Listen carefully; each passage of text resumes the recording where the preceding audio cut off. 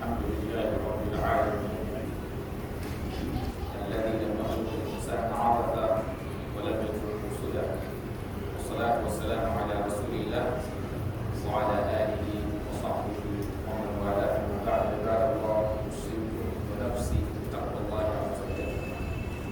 My brothers and sisters, today's sermon we will be looking at some of the teachings of one global hadith of our Prophet Muhammad sallallahu alaihi wasallam, a hadith transmitted by Imam Abu Dawud and At-Tirmidhi.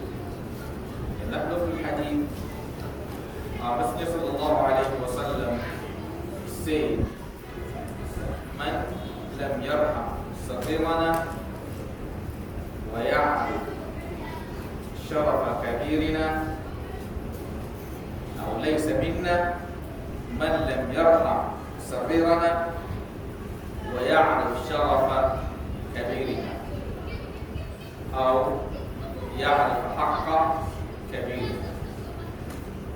In that noble hadith, our noble Prophet sallallahu alaihi wasallam is saying that ليس منا, that is, he is not part of us.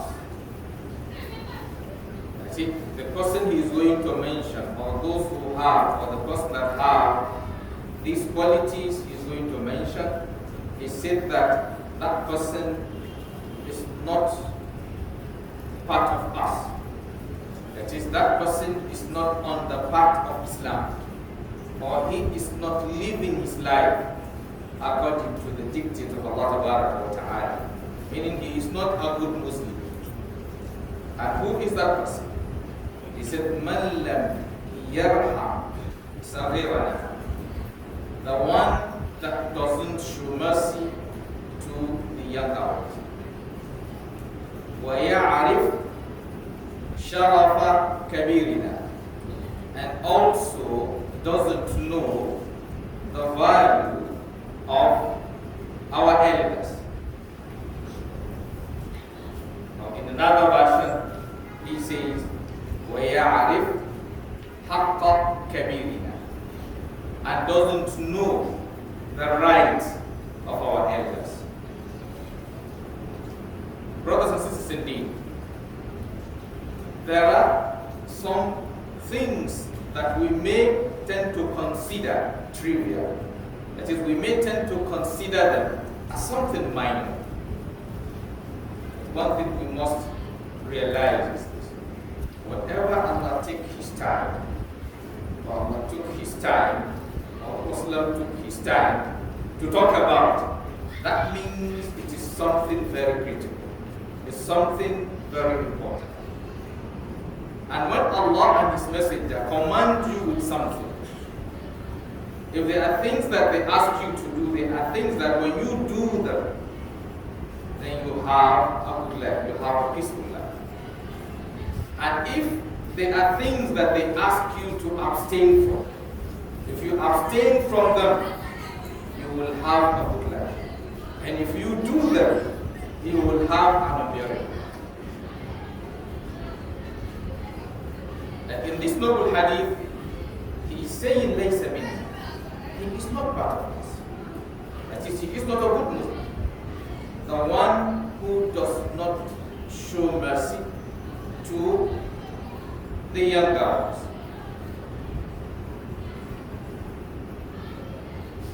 Usually,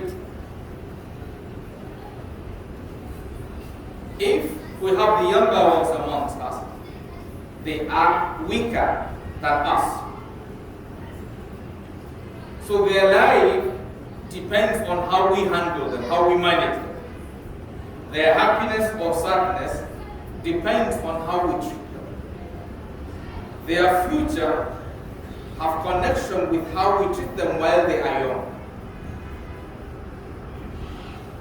You know, the elders usually say, that is, the children are the leaders of when? Leaders of tomorrow, right?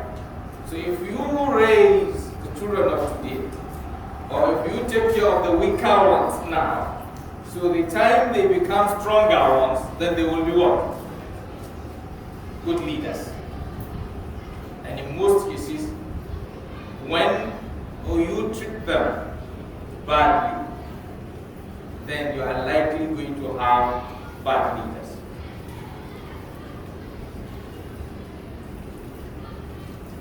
And also we need to look at it wider than issue of age, maybe to the perspective of when we say, the younger ones and older ones, also to the perspective of leadership as well. The perspective of the leaders being the elders and the led being the younger ones. And that cuts across all levels. You have older ones within the family, maybe like in a house. You have the husband as what? As the elder, the wife and children as what? The weaker ones. That is the smaller ones.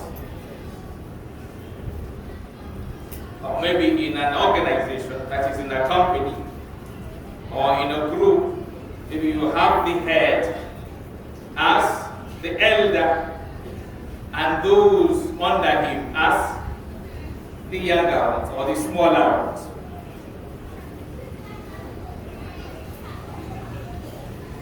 So that at every level you have the elder and you have the younger. And when you look at Islam, it is a balanced thing.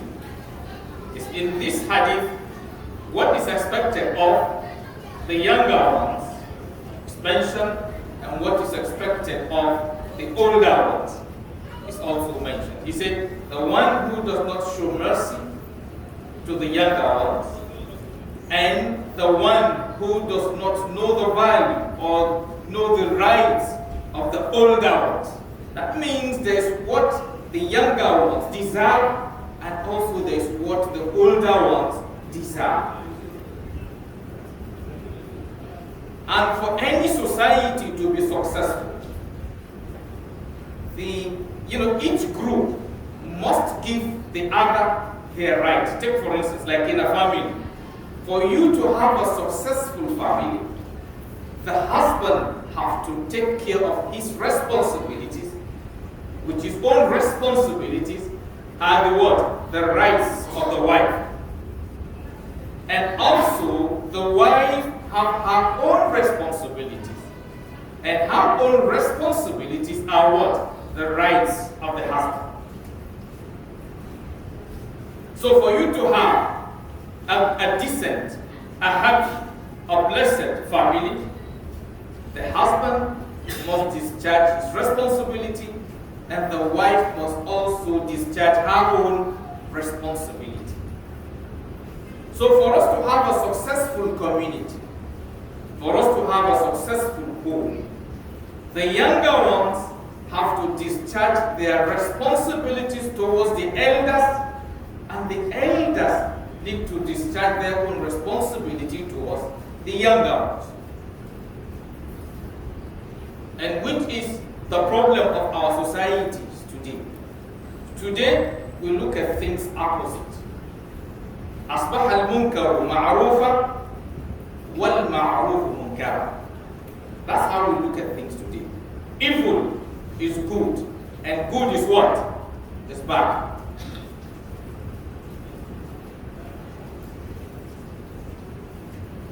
And for us to get out of the state we are in, until we begin to understand things from the right perspective, if not, no matter the effort we make, we are still going to continue to suffer more. Because if we are not doing what we're supposed to do, then we are not going to get the result we expected. Like they say that what? Like in a computer, you say what? Garbage in. What comes out? Garbage out. You don't expect to put garbage and get what? So we will not continue to misbehave and expect things to go well. So my brothers and sisters, most especially as Muslims, we need to begin to connect with Allah wa Ta'ala and His Messenger's guidance.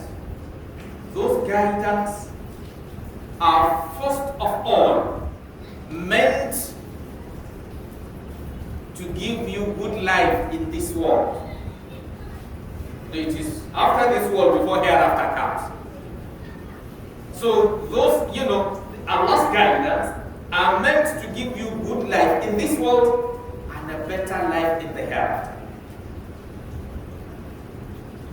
That's why when you look at this verse of the Quran, Allah Ta'ala is saying that man amila salih min dhakarin aw untha wa huwa mu'min, and he said فَلَنُحْيِيَنَّهُ أي في الدنيا حياة طيبة ولنجزينهم في الآخرة ولنجزينهم بأحسن ما كانوا يعملون.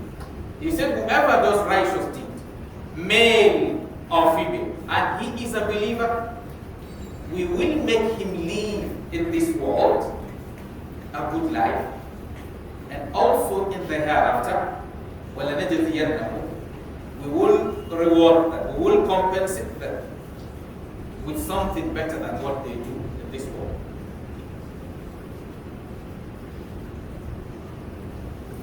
My process indeed. So we need to be merciful to those under us. And like I said, I and you, everybody, the hadith is talking to the person. Don't think, sometimes like I do say, don't think Allah is talking to only one set of people, or the person is talking to only one set of people. When we talk about leadership, or we talk about, older ones, there are some of us used to feel it is talking. If we say older ones, you are older than somebody. In most cases, everybody is older than somebody, and he is younger than somebody. Yes, you will call somebody my son, and even if you are 90 years old, your own father will call you my son. If this one is 1 year old, or maybe let's say 10 years old, the way you owe him, he owes you as a son. That's how you that is 90 years old owes your own father as a son.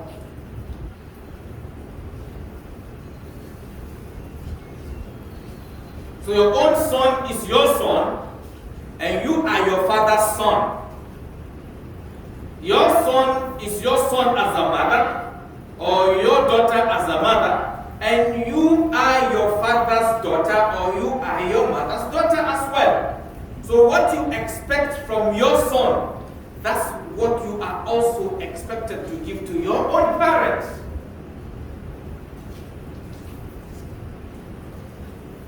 Or what you expect from the president as a Nigerian, that's what your own other members of your own state as a governor expect from you. So the way the president owes the nation, you also owe your state as a governor.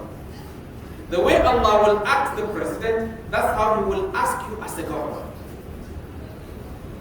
The way Allah will ask him as a governor, that's how Allah will also ask you as a chairman in your local government. Or the way Allah will ask the chairman, that's how Allah will ask you as head of the family, that is husband in a house. The way Allah will ask the chairman, that's exactly how He will ask you as a company owner with staff under you. Leadership is leadership. That's why the Prophet said to us in a hadith that kullukum, he said, all of you, ra'in, you are what? Shepherds, you are leaders. And each and every one of you, kullukum mas'ulun an ra'iyati. And each and every one of you will be asked pertaining to how he what? Took care of what is being entrusted to him. So my brothers and sisters, let each and every one of us ask himself, as a younger one, as an elder, are you merciful? Are you kind to those under you? And like I said, each and every one of us assume you are what? An elder. If you are not an elder by age, maybe you are an elder by position. So it's a word that sometimes can capture somebody outside age. Or maybe if you come to a community, then maybe the Oba is maybe 20 years old. When you are addressing him, you address him like what? As a father. He's a father of the community. If the emir is 20 years old, emir of 20 years and emir of 60 years old, they have the same power. They are what? They are what emir. If your governor is 20 years old, the one that is 60 years old, they are what? They are all governors. The 60 years old have immunity, and the 20 years also have what? Immunity. They will not say because he is the younger one, he is what? Going to be stripped of some things that the one that are older than him would have.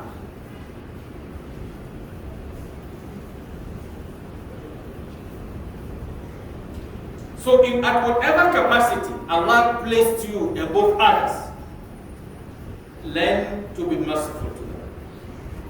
And remember one thing, that your action towards people have connection with your own life as well.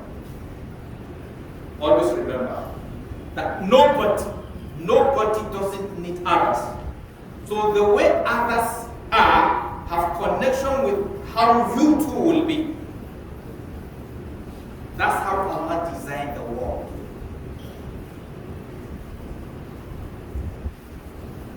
He is the only one who doesn't need anybody. But any other person needs somebody. Like now, your name is determined by those around you. The same person you call Imam can as well be called governor. If he's what? Elected by some people to manage what? One particular office. You have states where you have a reverend father serving as what? As the governor. You see, when he moves to the church, he is what? A reverend father. When he moves to the state house or out of the church, he is what? He's a governor.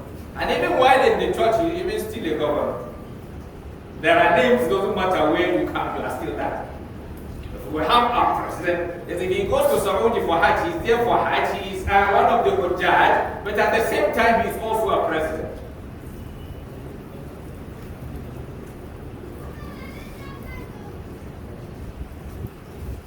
And I also usually tell us that anything given to you by Allah, don't think you own it. You don't own anything. If Allah made you an elder, it's an opportunity given to you by Allah to use that opportunity to build your permanent home. That's what it is. And that's why as an elder, how you will build your home, if it is going to be Jannah, is by being merciful to those under you. And when you do the opposite, it also has consequences. When you treat them harshly, when you treat them badly, when you don't care about their life, about their needs, then that means you are building hell. Because your way of relating with people determines how Allah relates with you.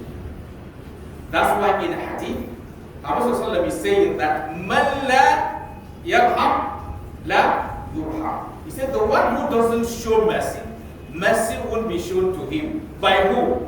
By Allah. He made it clear in another hadith that irhamu man fil ardi, show mercy to those on the earth. Yarhamkum man fis sama, the one in the heaven will show mercy to. You want Allah to assist you, assist others.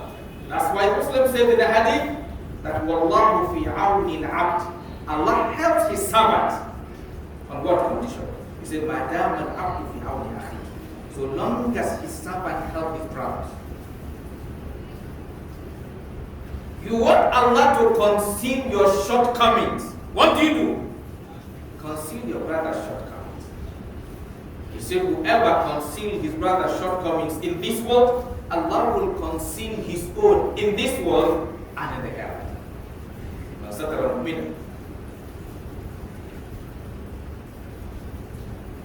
You honor others, Allah will honor you. Or you want other older ones to be merciful to those who are older than, so that the one above you will also show you the same thing. So you want to know whether you are a good Muslim, then ask yourself or check yourself, how do you treat the weaker ones around you? How do you treat the younger ones? Because like the situation we are facing in the country today, one of the main causes is also not complying with the teachings of this hadith. Because when we have opportunity, we don't think it is a means given to us by Allah. We think it is something you own. Wallahi, it is a fool that thinks he owns anything in this world. This cap on my head, the day I fall down, somebody will take it. The cap. They won't leave anything. The ring, somebody will take it. The house you are fighting for, they will, people will not even allow you to sleep in that house. The moment the soul is gone, then they feel you are what? You are not supposed to sleep in that house. Those who you think love you will be at the forefront making sure you are taken out of the house. The house you build with your own money, you struggle to build it. They can't wait.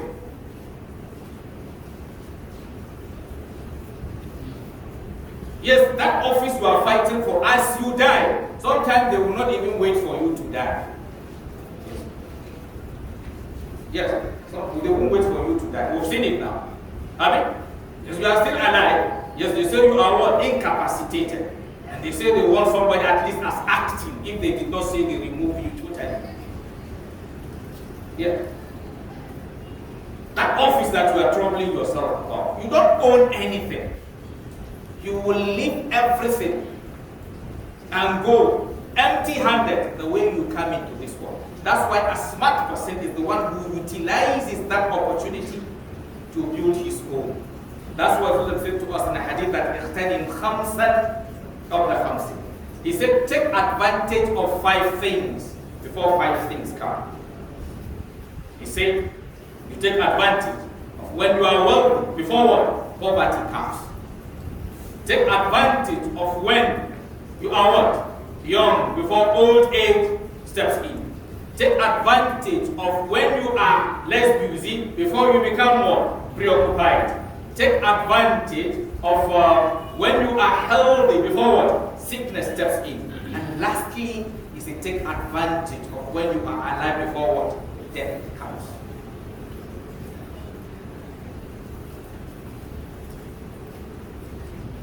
Allah Ta'ala make us part of those who have opportunity or whom Allah elevates and they show mercy to those under them. أقول ما تسمعون وأستغفر الله العظيم الجليل لي ولكم ولسائر في كل ذنب وخطيئة فاستغفروه إنه هو الغفور الرحيم.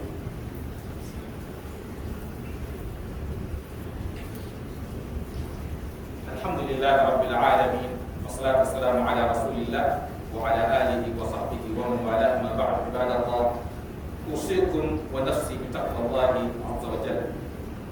My process is indeed looking at the continuation of that hadith. He said also ويعرف شرف كبيرنا أو يعرف حق كبيرنا. He said, and the one who does not know the value of our elders, or the one who does not know the rights of our elders. Today we live in a society whereby the younger ones cannot differentiate between saying the truth, or being confident, and being what? Disrespectful. Most of us are misunderstanding disrespect, being disrespectful or being rude from what? Being disciplined. Or differentiate, we cannot differentiate correcting elders from what? Abusing elders. No human being is perfect. You can never have a governor that is perfect. You can never have a chairman that is perfect. Because Allah did not create human being to be perfect.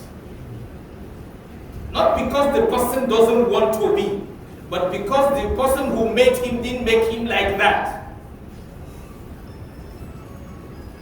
So the definition of a righteous man,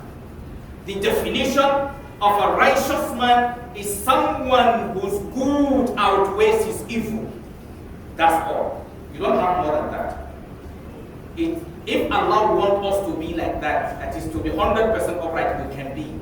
He created a creature that are 100% upright. So no angel will make mistake because he operates 100% according to Allah's instruction. Not because they want to be like that, because Allah made them like that. And that's why he said to us in a hadith, in the verse of the Quran, that لا يعصون الله ما أمرهم. They will not disobey Allah pertaining to whatever instruction He gave them. And He said, وَيَفْعَلُونَ مَا يُؤْمَرُونَ. What they've been commanded, that's what they do. That's why if I kill human being, you will say I commit sin. But if an angel kill human being, you will say what? You committed what? Let me hear answer. Yes, if an angel kills somebody, you will say he's heartless. You say he is, maybe a woman or maybe a driver driving a car with plenty people and he takes the person's life and can't go to have accident. You say he is, merciless. He is what? I haven't done the right thing because he's supposed to have waited for the driver to park. That's your own imagination. It's not his own duty to protect those people. His own is to take that person's life. That's what he faced. He doesn't think about what he's not expected to think of. Yes, when he is taking that for that person, he knows something will happen. What will happen, that is not his own business. That's how he's programmed. But I and you are given certain extent of power to decide some things. And that's why Allah only holds you accountable for what you have power to decide. That is, Allah only what? Hold you accountable for what you have power to decide. The same thing you committed and sin is written for you, another person will commit it and nothing happens because he did not commit sin. His own crime was committed based on Allah's word, Allah's influence. Take for example, if you did not pray on time, you commit what? Sin. But if somebody is sleeping and then his sleep was deep and he did not know the time and he woke up late, he didn't commit any sin. Because as at the time he is sleeping, his life is under whose control? Allah's control. And that's why that moment he didn't commit a sin. Because the one who gave him the power to decide took that power that time. So he is in charge of what happened. If a madman takes someone's life, you kill him. He's insane. So he didn't commit. You won't give him the same penalty you give to somebody who has insanity. So Allah holds you accountable for what He gave you the power to decide. That's why He said, وَهَدَيْنَاهُ النَّجْدَيْنِ. He said, وَمَنْ شَاءَ فَلْيُؤْمِنْ وَمَنْ شَاءَ فَلْيَكْفُرْ. Anything that you have influence over, that's what Allah holds you accountable for. Anything you don't have influence over, even if it is what Allah prohibits, then He doesn't hold you accountable. If you saw alcohol inside Coca-Cola bottle and you thought it's Coca-Cola and you drank it. What did you drink? You drank alcohol. But did you know it's alcohol? No. So because you don't know, then Allah doesn't hold you accountable. إن الله تجاوز لي عن أمتي الخطأ والنسيان وما استكرهوا عليه. But if they push you down, open your mouth, feed you with alcohol by force, did you commit sin? No. You were fed by what? By force, but it went to your stomach, right? Allah doesn't hold you accountable for what you don't have. So, but I'm not giving us an excuse to commit sin. But I always tell us as a good Muslim, your efforts should be towards making sure you live a life 100% free of what? Sin. And that effort to live 100% free of sin will make you to have 60, 70, 80. Just the way you write your exam, that you get 70, you get pass mark, you will pass mark, you will also pass mark. Because that's what Allah says, أَمَّا مَنْ ثَقُلَتْ مَوَازِينُهُ فَهُوَ فِي عِيشَةٍ رَاضِيَةٍ وَأَمَّا مَنْ خَفَّتْ مَوَازِينُهُ فَأُمُّهُ هَاوِيَةٌ.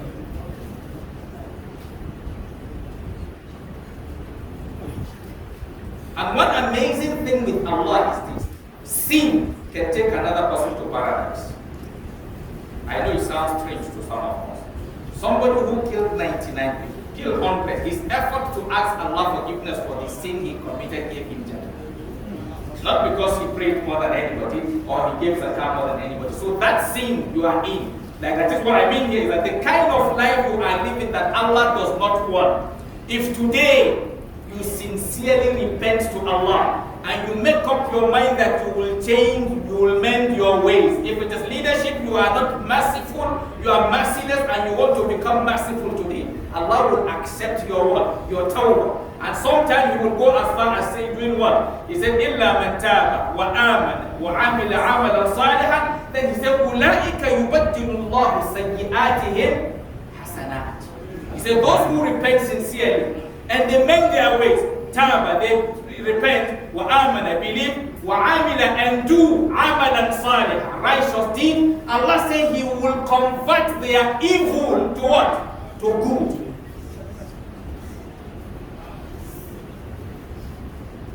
So what is giving you a problem is not your mistakes, but how you manage or how you handle your mistakes. So brothers and sisters, indeed. So we all need to go back to Allah. Let us begin to check ourselves. Wanting to do the right thing, show mercy to those around you, respect your elders. When elders make mistakes, like I said, if you even want to know somebody who respects you in relationship, check how the person behaves towards you when you wrong the person more than when you do the right thing. That shows how the person respects you. It's just like they say a friend in need is a friend indeed. When life is easy for you, you help this one, you help that one. Most of those you see around you, majority are not your friends. Majority are coming close to you for their own need, not because of their love for you. The day you will know those who love you is when you need them. Then you will now know your real friends. That's why they say a friend in need is a friend indeed. If you respect your father, if your father offends you, you will not abuse him. Yes, if you truly respect your father, if your father offends you, you will not what? Abuse him. Because Allah loves you, no matter your sin, He told you He's ready to what? To forgive you. He told you in a verse of the Quran that قُلْ tell them, يَا عِبَادِيَ الَّذِينَ أَسْرَفُوا عَلَىٰ أَنفُسِهِمْ. Oh, you my servants who wrong themselves. He said, لَا تَقْنَطُوا مِنْ رَحْمَةِ اللَّهِ. Do not lose hope from the mercy of Allah. Why? He said, إِنَّ اللَّهَ يَغْفِرُ الذُّنُوبَ جَمِيعًا. Because Allah forgives what? All sins. In the Hadith al-Qudusi, He said, لَوْ أَتَيْتَنِي بِقُرَابِ الْأَرْضِ خَطَايَا. If you will come to me with earth full of sin, ثُمَّ لَقِيتَنِي أَنْ يُمِتْ لَا تُشْرِكْ بِي شَيْئًا. You don't associate partner to me. He said, لَأَتَيْتُكَ بِقُرَابِهَا مَغْفِرَةً. I will come to you with similar quantity of what? Of forgiveness. Look at the love between a mother and a child. A mother loves her child sincerely. The love a mother has for her child is more than the love she has for her husband. The same sin committed by her husband, which she refused to forgive, Her own son will commit with his own wife, and she will be begging his wife to forgive him, but she refused to forgive his father.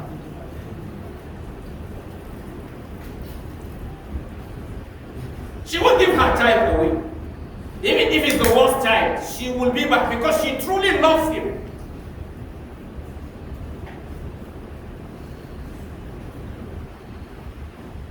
But because some other things are conditional, so if the condition is no more, what happens? The love goes. The love goes. So if you truly respect elders, like now so many things are messy, but if we want to correct our elders, we cannot continue to abuse them and expect a result. Somebody you are abusing will not feel comfortable sitting with you to discuss, because he feels you don't respect him. So we need to respect our elders. They have so many mistakes, but that mistake should not make us to make our own. They say two wrongs cannot make a right. It's not easy. It's not easy. It's just like you as a Catholic, as a Muslim. If a non-Muslim exhibits some behaviors, you remember you are a Muslim, so there is a way you're supposed to work humanity. Allah Ta'ala guide us. Alright? May Allah make our elders merciful and make we the younger ones respectful, so that we will live as Muslims, not the way everybody is doing what he likes, and we think we will have what we want. It is not possible. You cannot disobey Allah and get what you expect. ربنا آتنا في الدنيا حسنة وفي الآخرة حسنة وقنا عذاب النار. اللهم اغفر لنا أمورنا واستر عوراتنا وآمن روعاتنا وقنا في الصالحين. سبحان ربنا